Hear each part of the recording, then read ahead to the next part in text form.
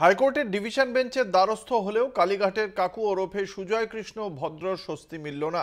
হাইকোর্টের ডিভিশন বেঞ্চের পক্ষ থেকে জানানো হয়েছে, সুজয় কৃষ্ণ ভদ্রের কণ্ঠস্বরের যে নমুনা পরীক্ষা করা হয়েছে এনফোর্সমেন্ট ডিপার্টমেন্টের পক্ষ থেকে, এনফোর্সমেন্ট ডিরেক্টরেটের পক্ষ থেকে, সেক্ষেত্রে সেই কণ্ঠস্বরের নমুনা এখনই তদন্তের কার্যে ব্যবহার করা যাবে না।